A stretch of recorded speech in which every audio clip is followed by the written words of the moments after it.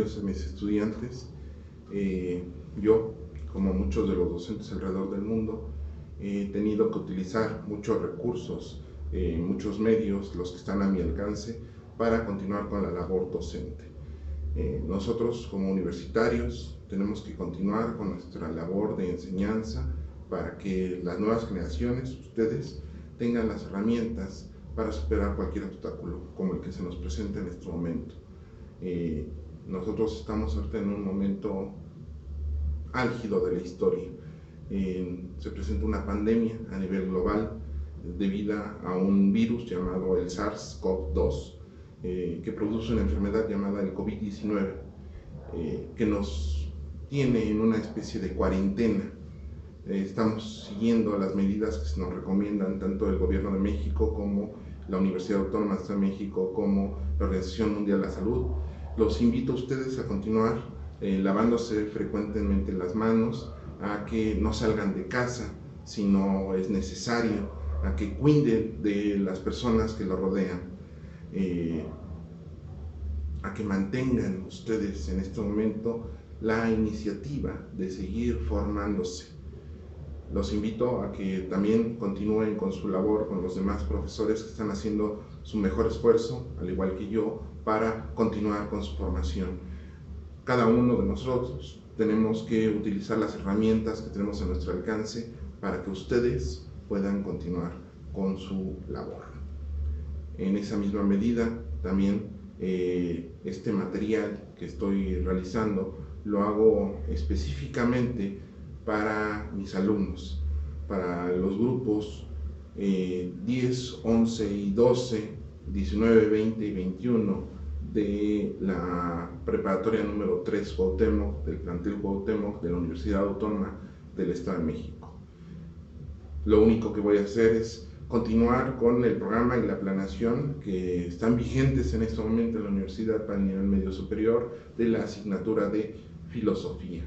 Mi objetivo no es ser ni mucho menos un referente para la filosofía ni para otros profesores, solamente es para mis estudiantes, para aquellos que van a afrontar justamente las evaluaciones, la forma de evaluación que nosotros ya conocemos. Muchos de ustedes ya me habían tenido el semestre pasado, sabemos cómo vamos a evaluar. En esta ocasión, la evaluación va a tener que ser, pues como ya utilizábamos, la página web, la página de Facebook y también otras herramientas. Vamos a tener que seguir utilizando. Este es un nuevo canal, es una nueva forma en que nosotros tenemos que innovar. Todos estos materiales van a ir acompañados justamente con otras estrategias. Va a haber actividades, va a haber tareas que abajo en la descripción del video ustedes pueden consultar.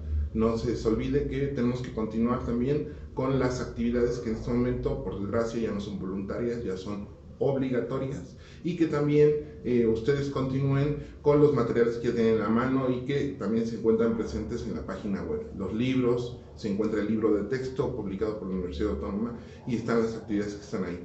Yo, a lo largo de este curso, también propondré nuevas actividades. Los invito a que nos levantemos, hagamos las actividades que nos corresponden y ayudemos a nuestra familia. Pero de todos modos, continuemos con nuestra formación académica. En este momento tenemos que abordar justamente los contenidos que se encuentran en el módulo número 3.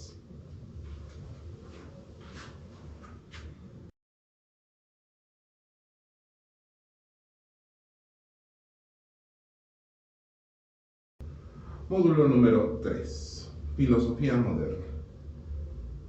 Después de 1000 años de Edad Media, es muy difícil superar el pensamiento que fue predominante. Las preocupaciones de la Edad Media, como lo fueron la fe o Dios, ya no tienen cabida en este mundo. Ya se trata de superar. Y para eso tenemos 3 referentes fundamentales, que son el Renacimiento, que es justamente el movimiento aquel que trata de recuperar los valores, superar la preocupación de Dios y volver a centrarnos en la preocupación más esencial en ese momento, que es el hombre. Tenemos la Ilustración, tenemos también lo que es la Revolución Científica. alrededor de esos tres movimientos es que se mueve nuestro módulo número 3. ¿Cómo termina la Edad Media? La Edad Media da sus últimos alientos de una forma muy dolorosa. No hay ningún historiador que ponga una fecha exacta a cuando termina la Edad Media y empieza la modernidad. Pero hay algunos que dicen que el hombre, ¿no? Se da un movimiento tan rápido que dicen que el hombre se acostó siendo medieval y se levantó siendo moderno. Esta es una analogía bastante simple. Parecería que de la noche a la mañana se termina la Edad Media y empieza la modernidad. En ese mismo tenor, no se ponen de acuerdo. Habrá algunos que dicen que es cuando el Imperio Romano de Oriente termina por fin, ¿no? Y ahí se da justamente 1000 años después de la caída del Imperio Romano de Occidente, que inicia justamente la caída del Imperio Romano de Oriente, y es cuando empieza justamente la modernidad. Pero no todos están de acuerdo, porque este acontecimiento histórico fue más social, más político, no fue tan intelectual. Hubo otros que aseguran que la Edad Media concluye con la invención de la imprenta gracias a Gutenberg. Pero tampoco es tan esencial. ¿Por qué? Porque el primer libro que publica justamente Gutenberg, que trata de hacer popular, es la Biblia. Unos preguntarán, ¿y eso qué tiene de especial? Pues muy sencillo. Para conseguir un libro en la Edad Media, tenía uno que pedirlo a un escriba, y este personaje tenía que transcribir prácticamente página por página con letra muy legible. Así que aquellas personas que tenían la oportunidad de tener un libro en sus manos era porque eran pues realmente poderosas o ricas, que podían mantener a alguien, a una serie de escribas, a transcribir libros, nada más para tener una copia. Pero con el invento de Gutenberg es que se populariza el libro, se hace accesible a grandes segmentos de la sociedad, y entonces la cultura se hace mucho mayor. Pero como ya vimos, este invento por sí mismo tampoco cambia radicalmente la forma de pensamiento. Habrá otros que dicen que es con la publicación de un libro, con la publicación del libro El discurso del método de René Descartes. Tampoco no se puede, porque René Descartes tiene también profundas raíces religiosas. Así que plantear un momento determinado para el fin de la Edad Media y el inicio de la modernidad es bastante difícil, porque tampoco se da en todas partes y al mismo tiempo.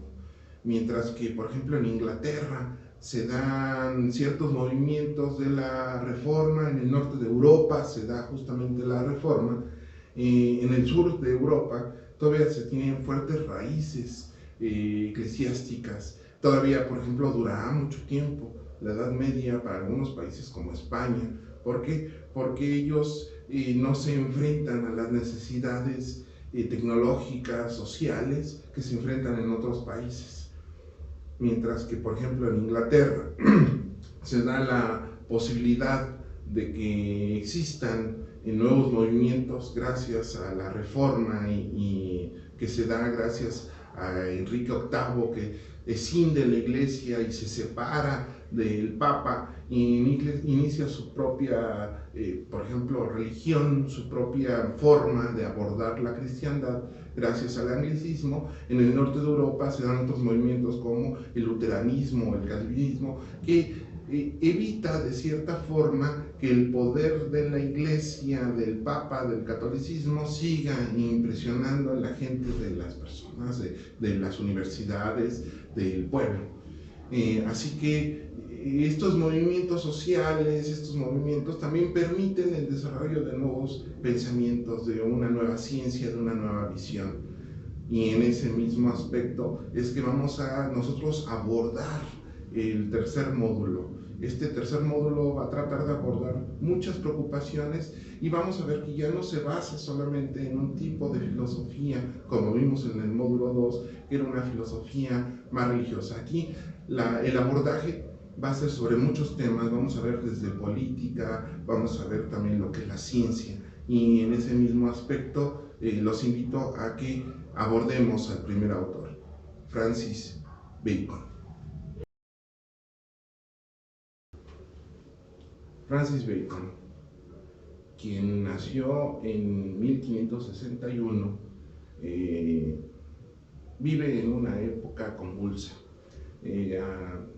Apenas Inglaterra se acaba de separar del poder eclesiástico del Papa sobre la Iglesia de Inglaterra y nace el anglicanismo. Esto permea en muchos sectores. El más importante es el de la ciencia.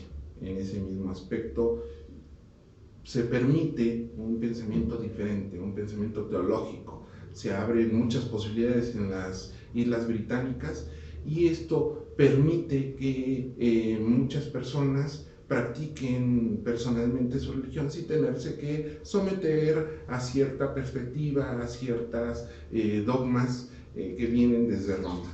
Ahí en la isla nacen desde aquellos que son puritanos, ¿no?, que después serán enviados a Estados Unidos, y aquellos que ya no creen tanto en la figura de Dios. Veremos que en estas islas británicas nace un germen que hace posible después el pensamiento científico sin igual, diferente al resto de Europa, mientras que en otros países como en España todavía se queman y se persiguen a las brujas, o en Italia mismo, donde se le prohíbe el libre pensamiento a pensadores como Giordano Bruno o a Galileo Galilei. En Inglaterra se permite la educación, se permite la crítica. Tanto es así que grandes científicos de la época como Newton pueden someter al mundo o descubrir las leyes que rigen el universo. No hubiera sido posible si estas personas hubieran seguido bajo la fuerza de la Iglesia Católica. En ese mismo aspecto, en esa época convulsa, hay un personaje, Francis Bacon.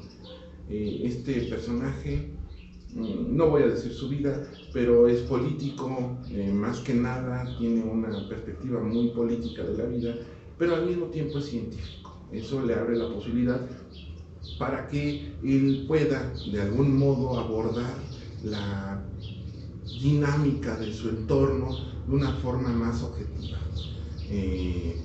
Vamos a ver justamente en ese mismo aspecto cómo él trata de abocarse, trata de abordar diferentes métodos a los que había anterior a él.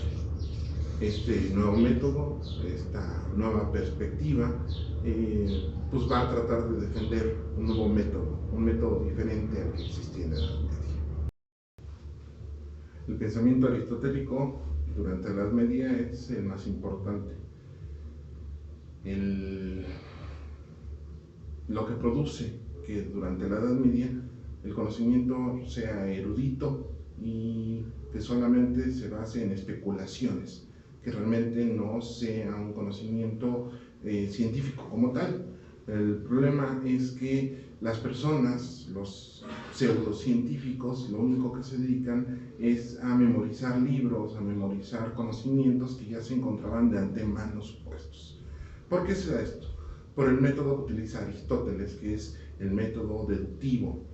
¿Qué es el método deductivo? Recordemos que el método deductivo es aquel que parte de un conocimiento universal para llegar a conclusiones particulares.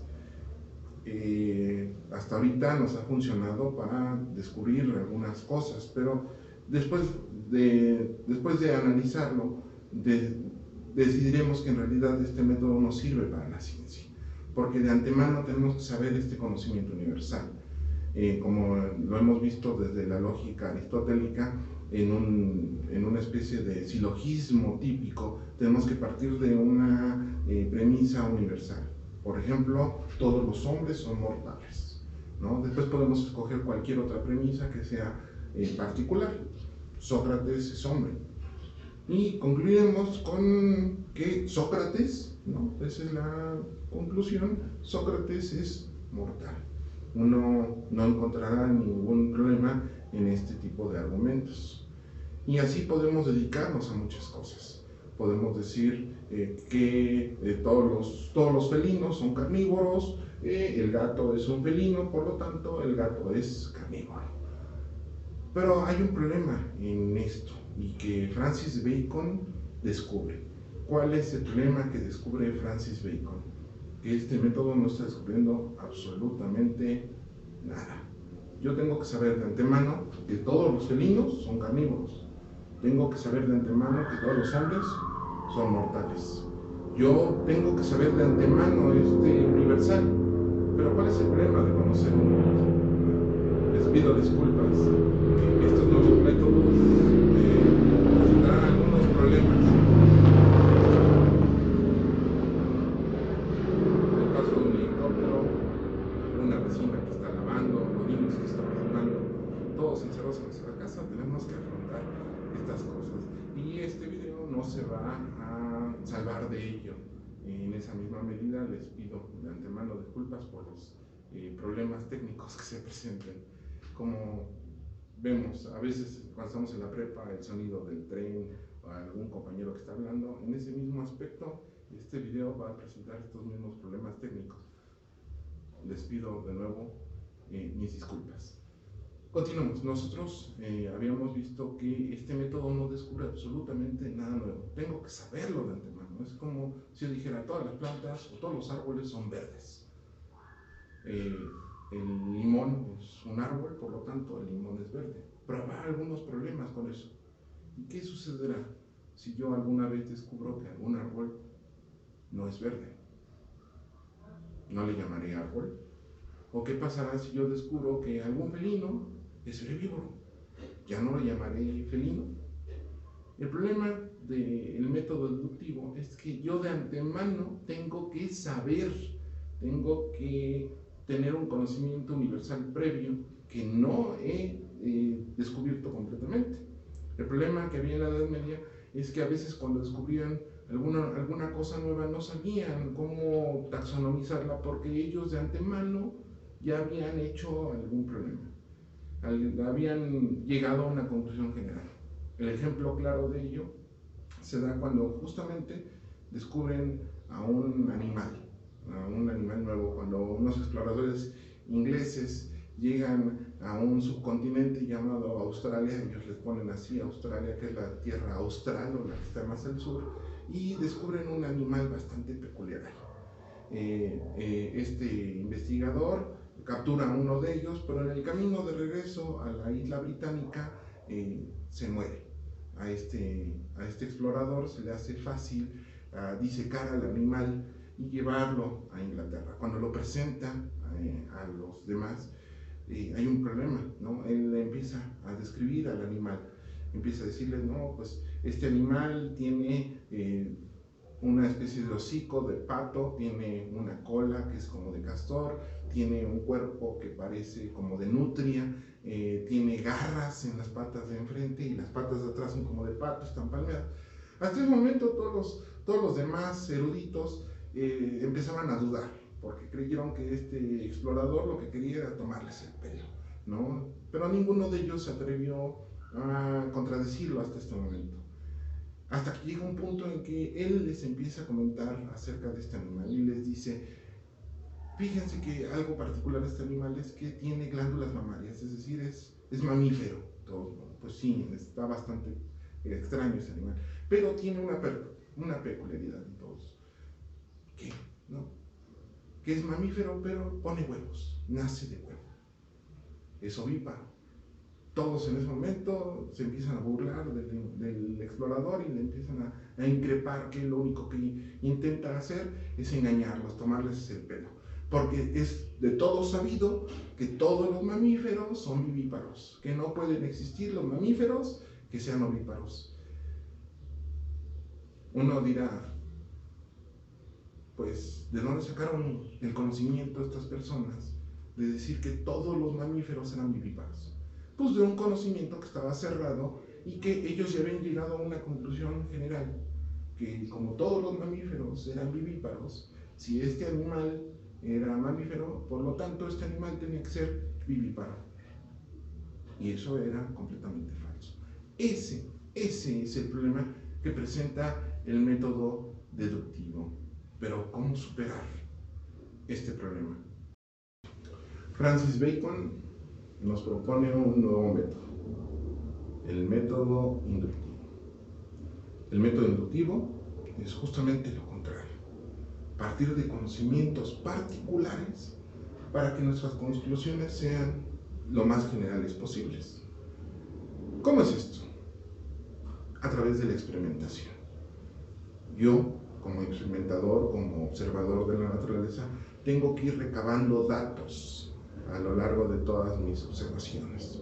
Tengo que ir viendo cuáles son aquellas características particulares que todos estos elementos conservan y que pueden ser combinables. Por ejemplo, yo observo animales de diferentes especies y veo cuáles son las características que tienen en común. Si tienen una serie de rasgos o de características en común, yo podría ir llegando cada vez más a ciertas conclusiones generales. Por ejemplo, que una serie de animales que yo he observado, todos ellos de algún modo u otro tienen respiración de oxígeno. Que veo que los peces extraen el oxígeno del agua, veo que los animales terrestres extraen el oxígeno del aire, veo que también los animales, o como las aves que vuelan, extraen el oxígeno. Por lo tanto, puedo ir llegando a alguna conclusión universal, que tal vez, lo más probable, es que los seres vivos necesiten de oxígeno para vivir. Entre más sean mis observaciones, más fortalece mi conclusión. Es decir, yo lo que voy a tratar de hacer es ir buscando, ¿no?, conforme voy observando y experimentando, que mis conclusiones se fortalezcan. Hasta que encuentre yo un elemento extraño, un elemento que sea la excepción, que sea un animal que esté vivo y que no necesite de oxígeno. Es ahí donde mi conclusión ya no podrá ser general. Pero no hay ningún problema, porque yo en ningún momento llegué a un universal. Lo que nos pide justamente Francis Bacon es eso, que cambiemos nuestra perspectiva. Mientras que Aristóteles había hecho un libro que se llamaba El Organón, donde se basaba justamente en el pensamiento deductivo, es Francis Bacon con otro libro llamado El Novum Organon, o El Nuevo Organón, donde nos propone que cambiemos nuestra perspectiva, nuestro método de pensamiento, y empecemos a pensar ya no de los universales a los particulares, sino al contrario, empezar desde los particulares, desde la experimentación de los particulares, y llegar a conclusiones universales. ¿Eso qué me va a permitir? Eso va a permitir que a la revolución científica le permita la experimentación, le permita la observación, le permita la exploración.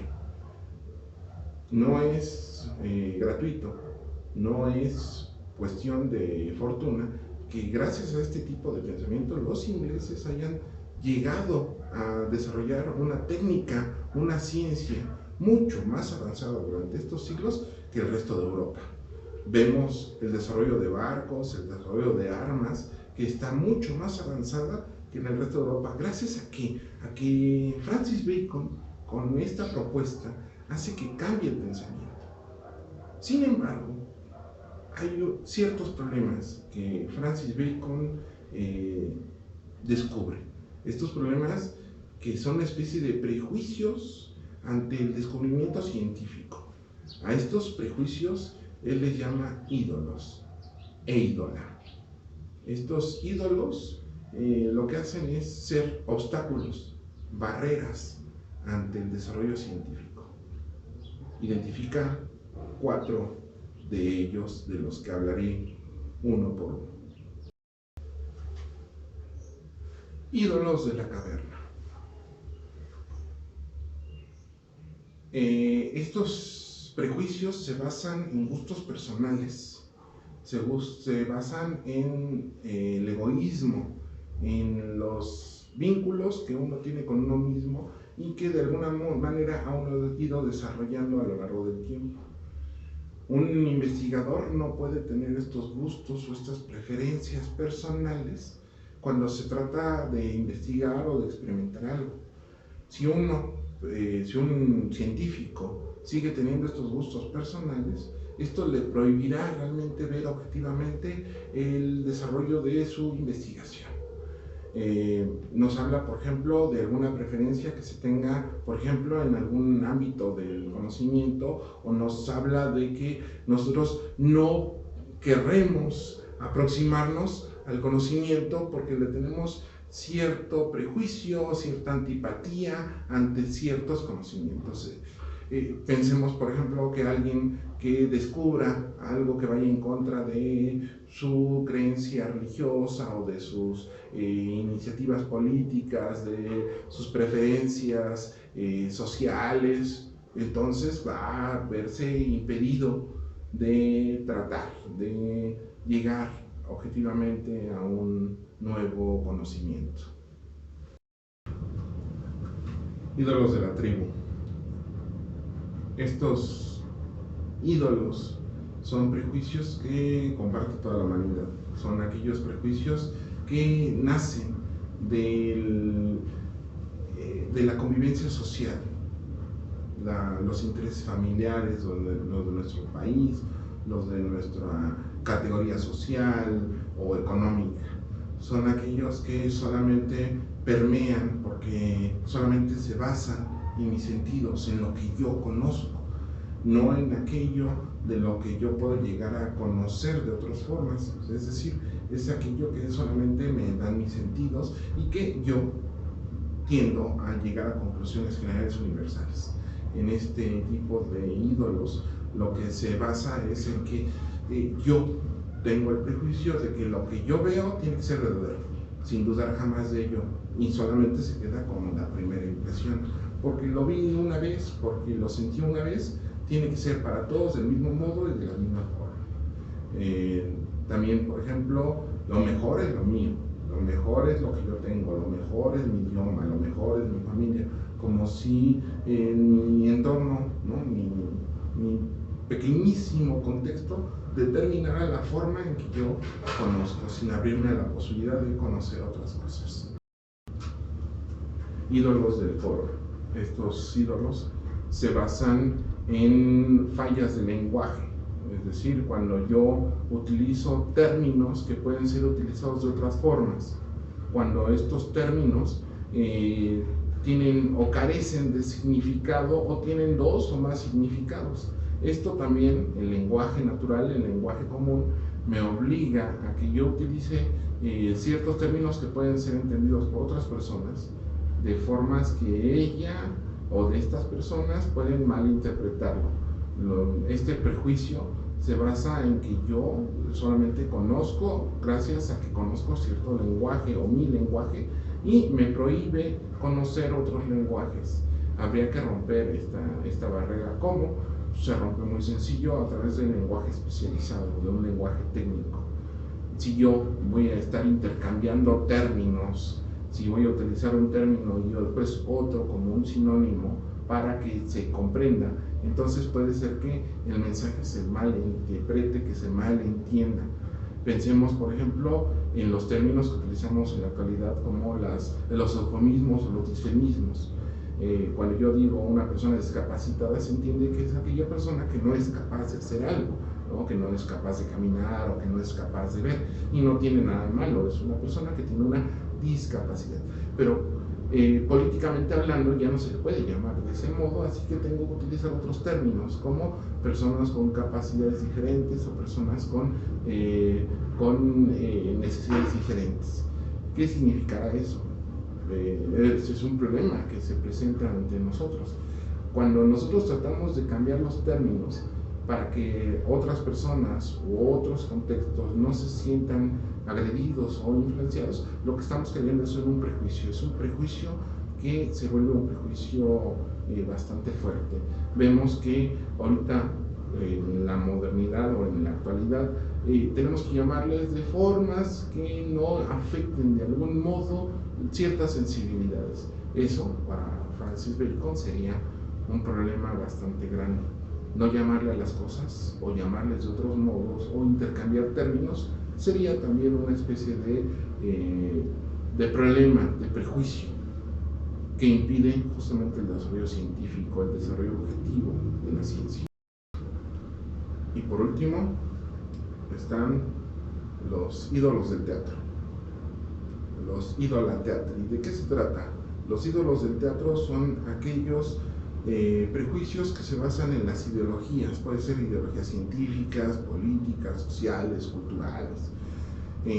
que me impiden a mí ver el mundo de una forma objetiva. ¿Por qué? Porque yo ya estoy determinado a que el mundo tiene que ser de un modo determinado.